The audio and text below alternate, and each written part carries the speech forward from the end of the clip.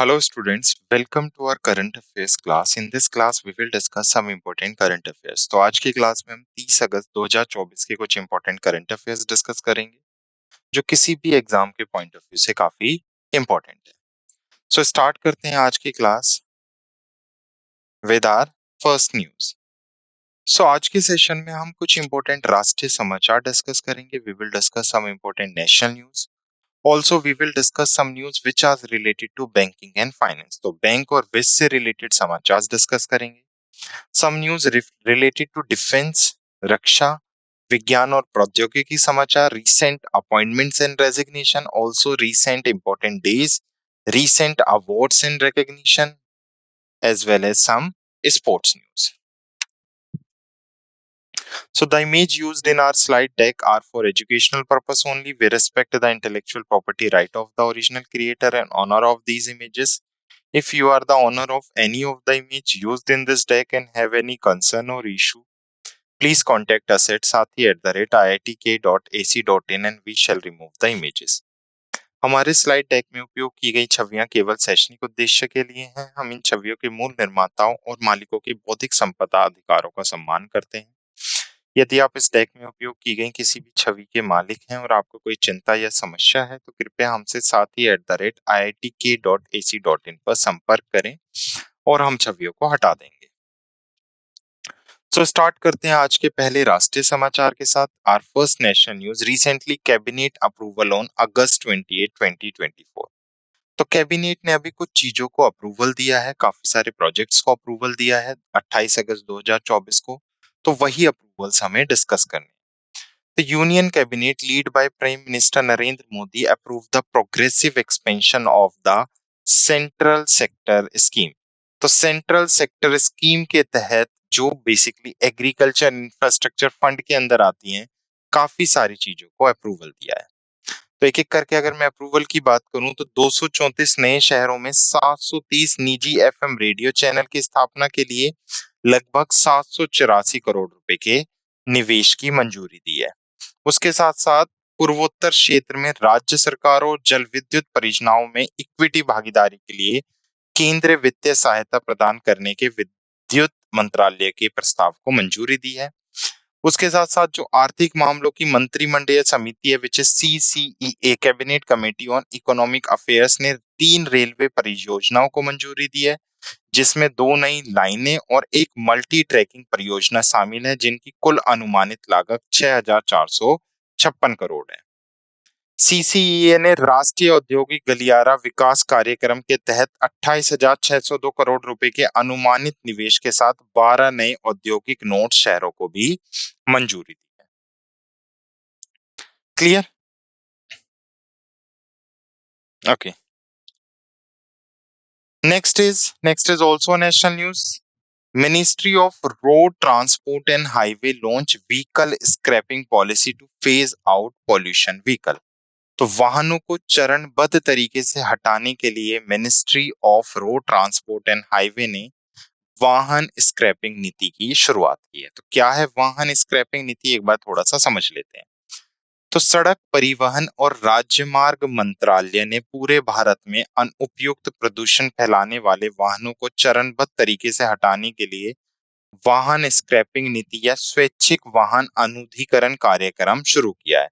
यह निधि पंजीकृत वाहन स्क्रैपिंग सुविधा और स्वचालित परीक्षण स्टेशनों के नेटवर्क के माध्यम से चालू की गई है. राज्य सरकारों को गैर परिवहन वाहनों के लिए 25% तक और परिवहन वाहनों के लिए 15% तक मोटर वाहन कर में छूट देने के लिए अधिसूचित किया गया है. मतलब जो ट्रांसपोर्ट व्हीकल्स हैं उस पे व्हीकल टैक्स को 25% on motor vehicle tax and basically non transport vehicle and up to 15% for transport vehicles. तो यहाँ पे छूट मिलेगी जिससे लोगों के लिए आसानी हो. उसके साथ साथ भारत में 17 राज्यों में 60 से अधिक RVSF और 12 राज्यों में 75 से अधिक ATSF कार्यरत. Next is also national news. Recently, Department of Communication host experience sharing and capacity building conference on disaster management in collaboration with NTIP, RIT and LSA, Delhi.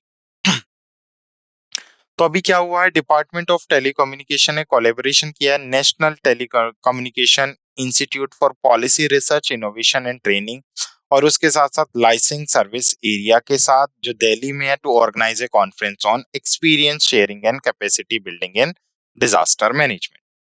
सम्मेलन का संयुक्त रूप से उद्घाटन मधु अरोड़ा, जो सदस्य हैं प्रौद्योगिकी डीओटी, और राजेंद्र रतु, कार्यरत निर्देशक हैं ईडी, राष्ट्रीय आपदा प्रबंधन संस्थान द्वारा किया गया है। इसमें जो की सेशंस में इंक्लूडिंग है preparedness measure in disaster handling which is chair by Rajendra Rathore, and information and communication technology in disaster management which is chair by Amit Prothi, who is DG of coalition for disaster resilience infrastructure. उसके साथ साथ एक table top अभ्यास का आयोजन NDMC के सहयोग से किया गया था, जिसमें एक आपदा परिदर्शन का अनुकरण किया गया, जिसमें एलएसए, गृह मंत्रालय, राष्ट्रीय आपदा प्रबंधन बल और दूरसंचार सेवा प्रदाता जैसे प्रमुख हितधारक शामिल थे। Next is 8th EPC meeting, ministry of textile approved 4 startups with a grant of 50 lakh each in TT. TT मतलब टेक्निकल टेक्सटाइल। तो अभी मिनिस्ट्री ऑफ टेक्सटाइल ने क्या किया है, 4 न्यू स्टार्टअप्स को ग्रांट प्रोवाइड किया है 50 लाख ईच। तो कपड़ा मंत्रालय ने राष्ट्रीय तकनीकी वस्त्र मिशन के तहत 8वीं सशक्त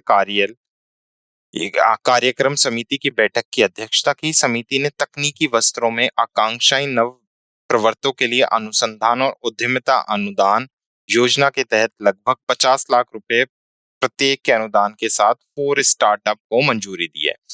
तकनीकी वस्त्रों में पाठ्यक्रम शुरू करने के लिए राष्ट्रीय प्रौद्योगिक संस्थान सहित 5 शैक्षणिक संस्थाओं के लिए लगभग 20 करोड़ रुपए के अनुदान को मंजूरी दी गई है। स्वीकृत स्टार्टअप कपीजेट्स टिकाऊ वस्त्र और स्मार्ट वस्त्र के प्रमुख रणनीतिक क्षेत्रों पर ध्यान केंद्रित करते हैं। शैक्षणिक संस्थान टीटी में नए बैचलर ऑफ टेक्नोलॉजी पाठ्यक्रम शुरू करेंगे, जिसमें जियो टेक्सटाइल और कंपोजिट जैसे क्षेत्र शामिल हो। Clear. Next, union minister launch SHG box portal to enhance workplace safety for women. केंद्रीय मंत्री ने महिलाओं के लिए कार्यस्थल सुरक्षा बढ़ाने हेतु एसएचजी बॉक्स पोर्टल लॉन्च किया है। तो केंद्रीय महिला एवं बाल विकास मंत्री अन्नपूर्णा देवी ने शी बॉक्स पोर्टल का शुभारंभ किया है। यह पोर्टल यौन उत्पीड़न की शिकायतों का समाधान करके महिलाओं के लिए कार्यस्थल को सूचित बनाने के उद्देश्य से एक केंद्रीकृत मंच है। लॉन्च कार्यक्रम नई दिल्ली में आयोजित किया गया। इस कार्यक्रम में मंत्रालय की नवीनकृत वेबसाइट का भी परिचय दिया गया है। Done. Next news is related to banking and financial news. So recently NPCI introduced BBPS for Business UPI Circle as GFF. तो एक बार समझ लेते हैं, national payment corporation of India ने 2 नए digital payment solution Bharat bill pay system for business and unified payment interface circle launch किया है। तो BBPS is Bharat bill pay system. These solutions aim to enhance inclusive security and efficiency in Indian digital payment ecosystem. तो जो भारत का Indian digital payment ecosystem है, उसमें समावेशी सुरक्षा और दक्षता बढ़ाने के लिए इस इनिशिएटिव को स्टार्ट किया गया है। क्लियर। दी सॉल्यूशन, इस समाधानों का अनावरण भारतीय रिजर्व बैंक के गवर्नर शक्तिकांत दास द्वारा मुंबई महाराष्ट्र में ग्लोबल फिनटेक फेस्टिवल 2024 में किया गया था। उसके साथ अगर बात करें, यूपीआई सर्कल एक प्रत्यायोजित भुगतान सुविधा है जो एक प्राथमिक यूपीआई उपयोगकर्ताओं को भुगतान करने के लिए अपने खाते तक आंशिक या पूर्ण पहुंच प्रदान करके विश्व स्तरीय द्वितीय उपयोगकर्ताओं के साथ जुड़ने की अनुमति भी प्रदान करता है। Done. So next is banking and financial news. RBI reorganise fintech association for consumer empowerment as SROFT। What is SROFT? Self regulating organisation in fintech sector. तो आरबीआई ने क्या किया है, उपभोक्ता सशक्तिकरण के लिए फिनटेक एसोसिएशन को SROFT के रूप में मान्यता दे दी है। तो समझ लेते हैं एक बार न्यूज क्या कह रहा है। तो भारतीय रिजर्व बैंक ने फिनटेक सेक्टर में पहले स्वयं नियामक संगठन के रूप में fintech association for consumer empowerment को मान्यता दी है। एसआरओ के रूप में फेस की मान्यता भारत के तेजी से विकसित हो रहे फिनटेक उद्योग में स्वयं नियम के लिए नया मापदंड स्थापित करती है। उसके साथ साथ आरबीआई को फिनटेक क्षेत्र में 3 उद्योग निकाय संस्थाओं से एसआरओएफटी के रूप में मान्यता के लिए आवेदन प्राप्त हुए हैं, जिसमें से फेस स्थापित ढांचे की आवश्यकता पूरे करने का पहला संगठन था।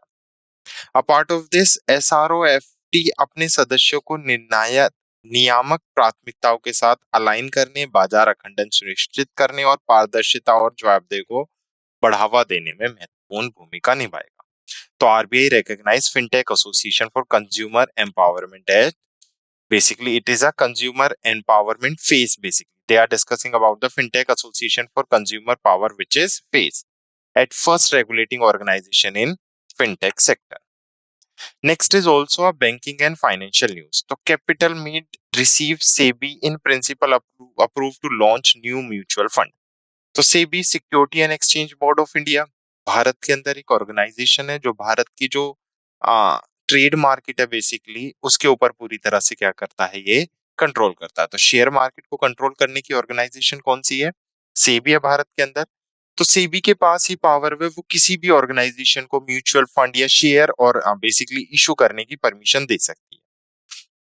तो रिसेंटली कैपिटल माइंड जो एक फाइनेंशियल ऑर्गेनाइजेशन है उसको परमिशन मिल गई है सेबी से कि वो अपना नया म्यूचुअल फंड शुरू कर सकती है। यह मंजूरी capital mind financial service private limited की 10वीं वर्षगांठ के साथ मेल खाती है, जिसकी स्थापना 26 अगस्त 2014 को हुई थी। कैपिटल माइंड जिसने जनवरी 2024 में लाइसेंस के लिए आवेदन किया था, तो आवेदन लाइसेंस के लिए 2014 में किया था और अब जनवरी 2024 में किया था और अभी परमिशन मिल गई है। वर्तमान में कैपिटल माइंड एक पोर्टफोलियो मैनेजर के रूप में 1150 से अधिक ग्राहकों के लिए 2200 करोड़ रुपए से अधिक की संपत्ति का प्रबंधन करता है। और यह ऑर्गेनाइजेशन एक निवेश प्रबंधन कंपनी है जिसका मुख्यालय कहाँ पर स्थित है? बेंगलुरु कर्नाटका में। तो सीएफएसपीएल का जो हेडक्वार्टर्स है वो बेंगलुरु कर्नाटका में है। Next is also a banking and financial news. तो RBI imposed monetary penalty of Rs 1.25 lakh on Valsad महिला नागरिक सहकारी बैंक। तो कुछ norms, rules and regulation follow ना करने की वजह से जो वलसाद महिला नागरिक सहकारी बैंक है उसके ऊपर आरबीआई ने क्या इम्पोज की है? 1.25 लाख की पेनल्टी इम्पोज की है। तो बैंकिंग रेगुलेटिंग एक्ट 1949 आरबीआई को पावर देता है कि आरबीआई के पास पावर है, वो किसी भी बैंक के ऊपर क्या इम्पोज कर सकता है? पेनल्टी इम्पोज कर सकता है। यह जुर्माना आरबीआई द्वारा जारी आय पहचान, संपत्ति वर्गीकरण, प्रावधानीकरण और अन्य संबंधित मामले शहरी सहकारी बैंक पर कुछ निर्देशों का पालन न करने के लिए लगाया गया था। सहकारी बैंकों द्वारा क्रेडिट सूचना कंपनी की सदस्य अपने ग्राहकों को जानिए मानदंड और जमा खाते का रखरखाव प्राथमिक यूएसबी पर निर्देशों का पालन न करने का भी उल्लेख किया है। यह जुर्माना नियामक अनुपालन में कर्मियों के आधार पर लगाया गया है और इसका उद्देश्य बैंक द्वारा अपने ग्राहकों के साथ किए गए किसी भी लेन देन या समझौते की वैधता को प्रमाणित करता है। क्लियर? उसके साथ साथ बैंकिंग अधिनियम जो बैंकिंग रेगुलेटिंग एक्ट है उसकी 47 section A1 C read with the section 46(4) और 56 ऑफ बैंकिंग रेगुलेटिंग एक्ट के तहत लगाया गया है। Next is ReNew and Microsoft sign 437.6 megawatt clean power sale agreement. तो जो स्वच्छ ऊर्जा बिक्री है उसकी समझौते के लिए दो ऑर्गेनाइजेशन रिन्यू और माइक्रोसॉफ्ट उन्होंने साइन किया। और कितनी स्वच्छ ऊर्जा की बात कर रहे हैं यहाँ पे? 437.6 मेगावाट। तो renew power private limited who is a subsidiary of Renew Energy Global PLC sign a clean power sale agreement of 437.6 megawatt with Microsoft Corporation. Clear? और इस बेसिकली एग्रीमेंट से 1 मिलियन से अधिक हरित बिजली गुणों की उत्पादन की उम्मीद है हर वर्ष, जो माइक्रोसॉफ्ट को 2030 तक कार्बन नकारात्मक बनने में मदद करेगी। तो अभी सभी कंपनी, सभी ऑर्गेनाइजेशन, सभी कंट्रीज क्या काम कर रही हैं? कार्बन न्यूट्रल से कार्बन नेगेटिव पे काम कर रही हैं।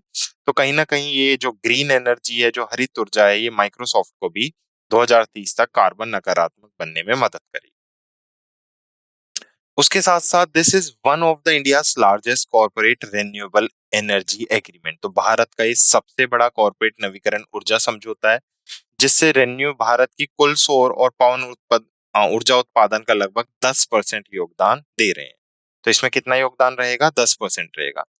रिन्यू इस समझौते से प्राप्त राजस्व का लगभग 15 मिलियन अमेरिका डॉलर पर्यावरण विशिष्ट पहलों का समर्थन करने के लिए एक सामुदायिक कोष की ओर निर्देशित करेगा। यह पहल रिन्यू फाउंडेशन के साथ साझेदारी में प्रदान की जाएगी, जो महिलाओं की आजीविका, ग्रामीण विद्युतीकरण, पर्यावरणीय उपचार और जल गुणवत्ता सुधार पर ध्यान केंद्रित करेगी। क्लियर? तो एग्रीमेंट साइन हुआ है बिटवीन रिन्यू एंड माइक्रोसॉफ्ट के बीच में। Next is CCI, Competition Commission of India approved merger of RIL Media Assets with Walt Disney। तो दो ऑर्गेनाइजेशन का मर्जर हुआ है। First is Reliance industrial limited, Viacom 18 media private limited, digital 18 media limited, star India limited and star television production limited with Walt Disney. इस basically इसका majorly purpose क्या होगा कि मर्ज कर सके एंटरटेनमेंट बिजनेस को वाईकॉम 18 के साथ, पार्ट ऑफ RL ग्रुप के साथ, with SIPL who is a own entity of the Walt Disney company. और इसकी अगर हम इस मर्जर की अगर हम बात करें तो इसकी टोटल वर्थ कितनी होगी? 70,000 करोड़। क्लियर? ओके, तो सिंपल सा क्वेश्चन है।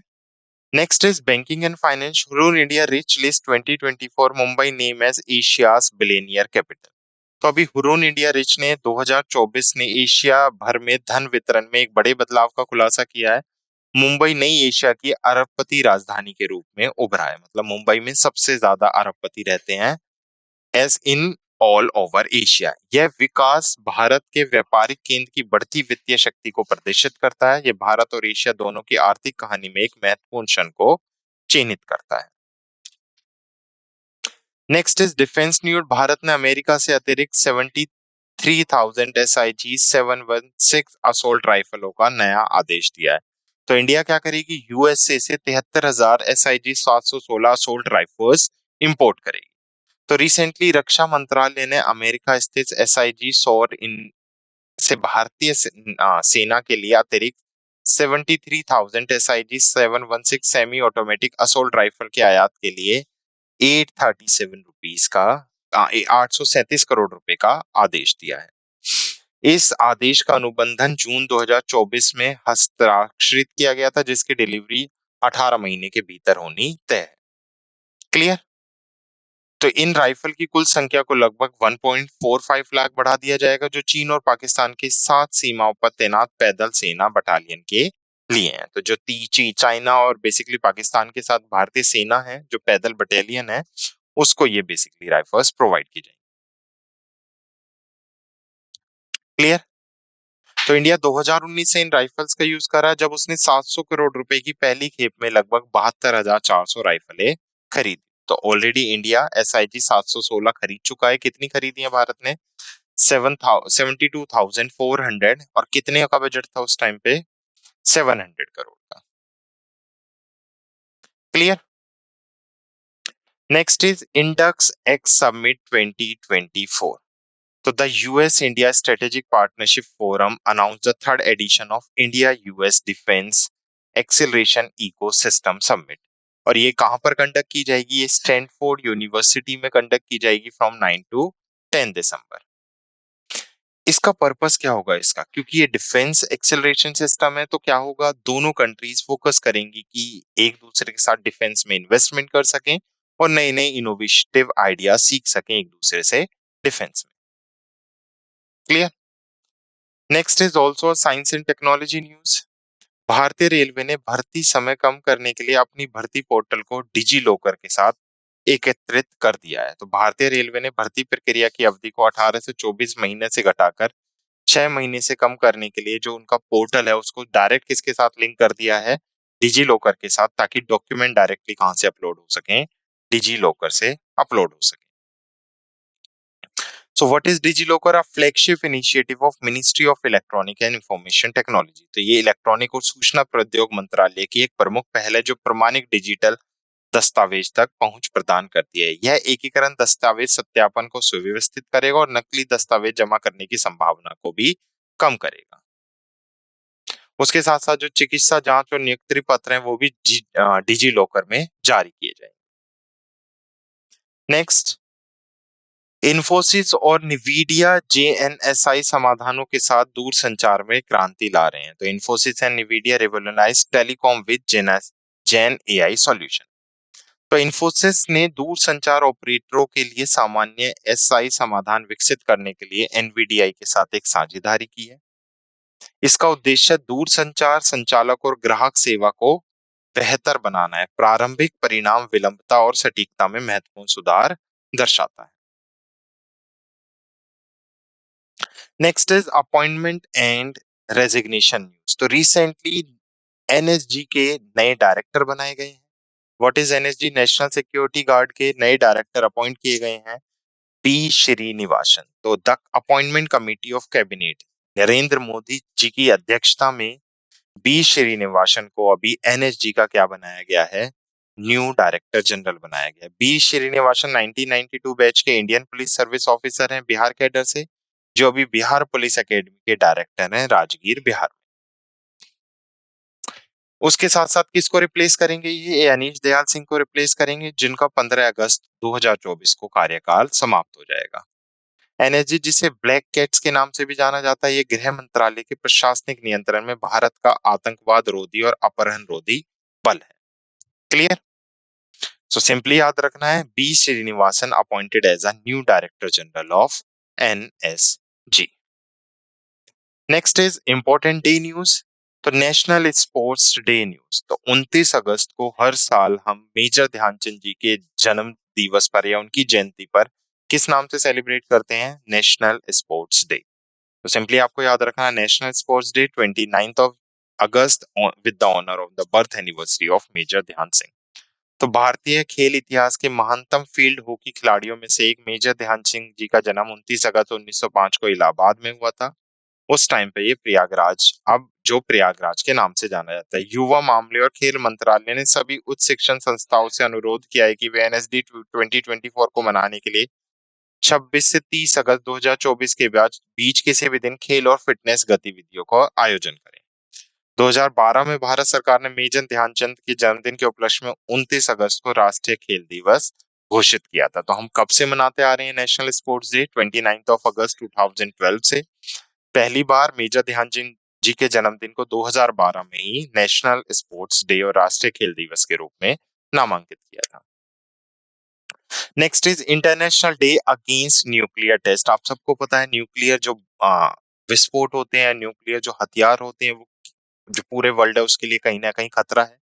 तो अवेयरनेस फैलाने के लिए हर साल 29 अगस्त को परमाणु परीक्षण के विरुद्ध अंतर्राष्ट्रीय दिवस सेलिब्रेट किया जाता है। यह दिवस परमाणु हथियार मुक्त विश्व की दिशा में काम करने के लिए परमाणु परीक्षणों को रोकने की तत्काल आवश्यकता पर जोर देता है। 2 दिसंबर 2009 को संयुक्त राष्ट्र महासभा which is United Nation General Assembly के 64 सत्र ने संकल्प को अपनाया, जिसमें 29 अगस्त को परमाणु परीक्षण के विरुद्ध अंतर्राष्ट्रीय दिवस के रूप में घोषित किया गया। यह संकल्प कजाकिस्तान गणराज्य द्वारा कई प्रायोजकों से प्रायोजक के साथ शुरू किया गया था। पहला परमाणु परीक्षण के विरुद्ध अंतर्राष्ट्रीय दिवस हमने कब मनाया था? 29 अगस्त 2010 को। नेक्स्ट इज अंतर्राष्ट्रीय जबरन गायब किए गए व्यक्तियों का दिवस। सो 30 अगस्त को we do celebrate the international day of victim of enforced disappear every year. The day shed light on the horrific practice of enforced disappearment, a tool of oppression terror. तो जबरन गायब करने में राज्य अभिकर्ताओं द्वारा व्यक्तियों की गिरफ्तारी या अपहरण शामिल है, जिसके बाद उनके ठिकाने या भाग्य को स्वीकार करने से इनकार किया जाता है। यह लेख इस मानव अधिकार उल्लंघन के इतिहास, प्रभाव और वैश्विक व्यापकता पर गहराई से चर्चा करता है। Next is V awards and recognition. तो recently V Srinivasan, who is the Secretary of Department of Pension and Pensioner Welfare, conferred Anubhav Award and Jury Certification. तो V Srinivasan जो DOPPW के सचिव के सचिव है, बेसिकली उन्हें अनुभव पुरस्कार और जूरी प्रमाण पत्र प्रदान किए गए।